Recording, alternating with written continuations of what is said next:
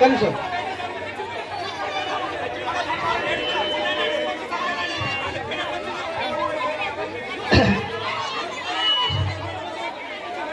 అందరికీ నమస్కారం. ఇక్కడ విచ్చేసినటువంటి ఈరోజు గ్రామ సభకు విచ్చేసినటువంటి మండల ఆఫీసర్ అధికారులకు గ్రామ ప్రజలకు నమస్కారాలు తెలియజేసుకుంటూ ఇంతకుముందు ఒక నిమిషం ఆగురే, మరి మాట్లాడడానికి వచ్చింది కదా మైపాలన్న, నువ్వు కూడా మాట్లాడు ఒక్క నిమిషము. అప్లికేషన్లు అనేటివి ఇచ్చిరు. అప్లికేషన్లు అనేటివి 400 మందికి రావాల్సింది 40 మందికి రావడము, ఇది మెయిన్ క్రైటీరియానే రేషన్ కార్డు. ఇక్కడ ఉన్న వాళ్ళందరికీ చాలా మందికి రేషన్ కార్డు కావాలనే ఉద్దేశం మీద వచ్చిర్రు. ఈ ఆరు గ్యారంటీలు ఇచ్చేదాంట్లో రేషన్ కార్డు అనేది ప్రధాన అభ్యర్థం.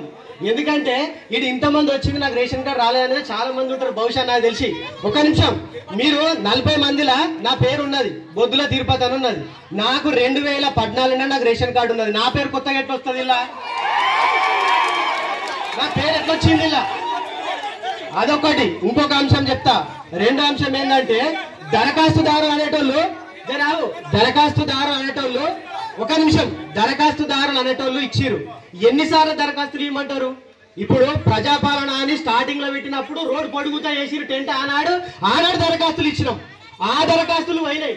రెండో తర్వాత మీరు ఇంటింటి సర్వే అన్నారు, ఇంటింటి పోయారు. మరి రేషన్ కార్డు లేదని చెప్పినాక మీరు 40 మందికి ఎట్లా ఇస్తారు రేషన్ కార్డు? ఒక్క నిమిషం, నాకు కంప్లీట్ అయినాక మాట్లాడండి. మీ అధికారులు మాట్లాడినంత వరకు నేను ఏం మాట్లాడలే. నాకు ఆన్సర్ తర్వాత మండల ఆఫీసర్లు మీరు ఎవరిస్తారో తర్వాత ఇవ్వండి. నేను ఏమంటున్నా అంటే 40 మందికి ఇవ్వడము ఏ రకంగా ఇస్తారు?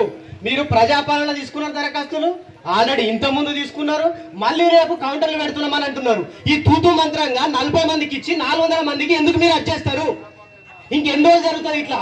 రెండోది ఆత్మీయ భరోసా అని చెప్తున్నారు, మీరు ఎవరు చేయలేరు.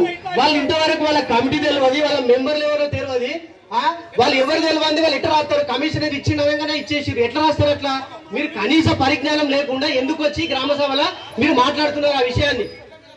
అర్హులైన వాడు రేకుంటా వేరే ఎవరు పెడితే వారు ఇక్కడ ఈజీఎస్ వాళ్ళ పర్మిషన్ తీసుకోరు, లేకపోతే మండలాధికారులు తీసుకోరు, డైరెక్ట్ కమిషనర్ ఇచ్చేసిండని చెప్పేసి ఈజీఎస్ వాళ్ళు నాగరాజు గారు మీరు అలా మాట్లాడితే ఎట్లా? మీరు ఎట్లా మాట్లాడతారు? ఎట్లా? మీరు కనీస పరిజ్ఞానంతో వచ్చిరా? మీరు కమిషనర్ ఇచ్చిన సార్ మేము ఇచ్చినామని చెప్తున్నారు. ఇప్పటిదాకా వీళ్ళు ఇచ్చినటువంటి లిస్ట్ అంతానేమో వాళ్ళు సొంతంగా, ఇప్పుడు అగ్రికల్చర్ ఆఫీసర్ వాళ్ళు ఉన్నారు, వాళ్ళు A to Z survey number తో సహా వాళ్ళు అన్ని తీసుకొని రాసి గుంట 2 గుంటలు 10 గుంటలు అని అన్ని రాసి 76 ఎకరాలు చూపించారు. మీరు ఎంతమంది జాబ్ కార్డులు ఉన్నారు, అంతమంది జాబ్ కార్డులా మీరు ఎవరికి ఇస్తున్నారని మీ దగ్గర డేటా లేకపోతే మీరు ఎట్లా ఏ రకంగా వచ్చారు ఇక్కడికి?